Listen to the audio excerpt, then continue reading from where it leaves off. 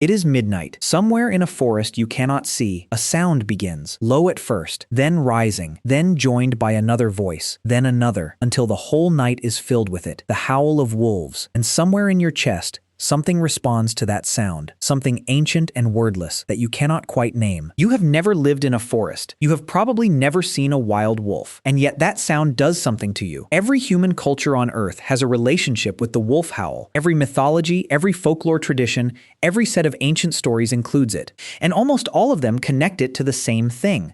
The moon. The wolf howling at the moon is one of the oldest images in human consciousness. It appears on cave walls, it appears in ancient stories, it appears in every culture that has ever shared a landscape with wolves. And almost everything people believe about it is wrong, because wolves do not howl at the moon. They have never howled at the moon.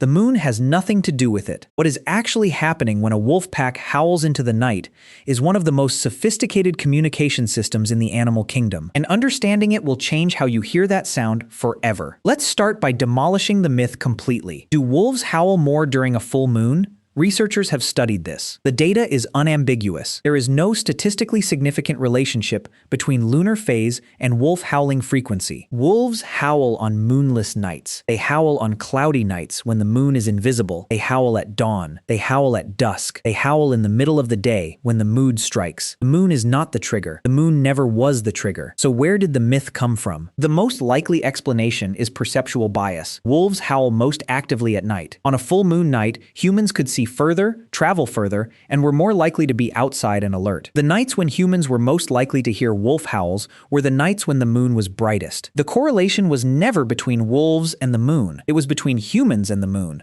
We noticed the howling on the nights we could see. We assumed the wolves were responding to what we were responding to. We were wrong. Now let's talk about what the howl actually is, because this is where the story becomes genuinely extraordinary. A wolf howl is not a cry of loneliness. It is not an expression of wildness for its own sake. It is not communication with the supernatural. It is one of the most functionally sophisticated vocalizations produced by any land mammal on Earth. A single wolf howl can carry for up to 10 kilometers under the right atmospheric conditions.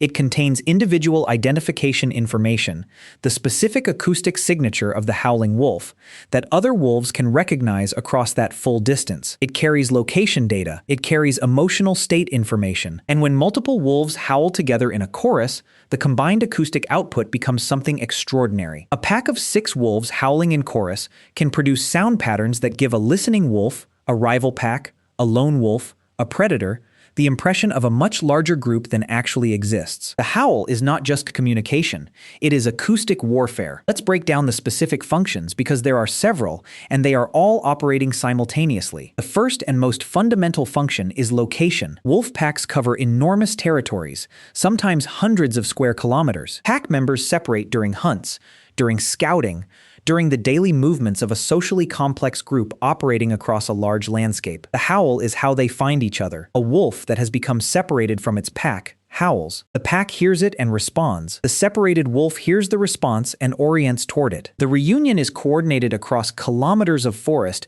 without the wolves ever seeing each other. This is the howl at its most basic. A GPS system built from sound, calibrated by millions of years of evolution, requiring no technology and no infrastructure beyond the wolf's own body. The second function is territorial advertisement. A howling pack is broadcasting its location, its size, and its presence to every other wolf within hearing range. This serves a dual purpose. It warns rival packs away from the territory, the acoustic equivalent of a fence line, patrolled and maintained through sound rather than physical markers alone. And it prevents the costly and dangerous direct confrontations that would otherwise occur when two packs accidentally enter the same space. The howl is not aggression.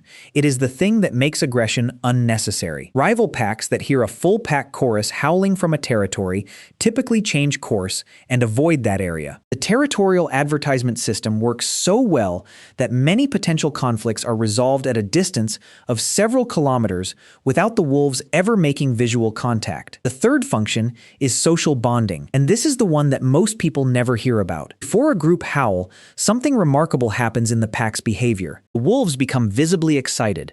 They move toward each other.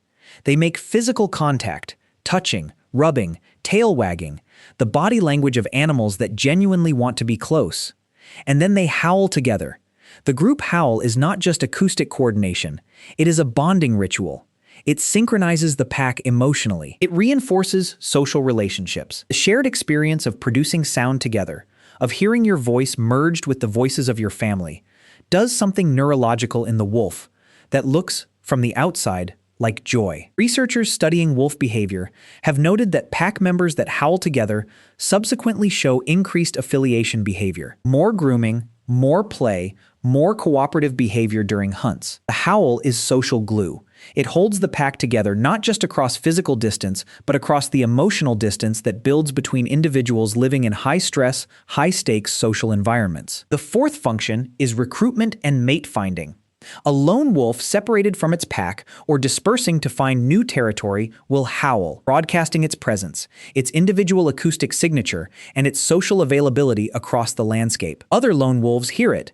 Potential mates hear it. Sometimes these long-distance acoustic exchanges lead to physical encounters, to pair bonding, to the formation of new packs. The howl that carries 10 kilometers into the dark is not just finding the pack that is lost.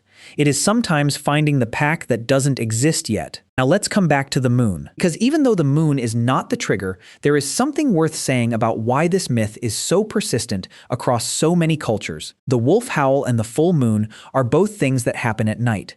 They are both ancient, powerful, and slightly frightening to a creature that evolved in environments where night meant danger. The full moon was, for most of human history, the only light source that made nighttime navigable. It extended the human world into the dark. And the sound that defined that dark, the sound that came from beyond the firelight, from the forest that humans couldn't control or fully understand, was the wolf howl. The two things became associated in human consciousness not because they are causally linked, but because they were experientially linked. Both belonged to the night, both were larger than the human world, both produced something in the human chest that we still don't have a precise word for. That feeling you get when you hear a wolf howl, that ancient wordless thing in your chest, is not romantic projection. It is not sentimentality. It is something real. For most of human evolutionary history, that sound meant something specific and important. It meant wolves were nearby. It meant the night was occupied by something that could kill you. It meant you needed to pay attention. The response you feel is not appreciation of nature's beauty. It is a survival signal from an ancestor who lived close enough to wolves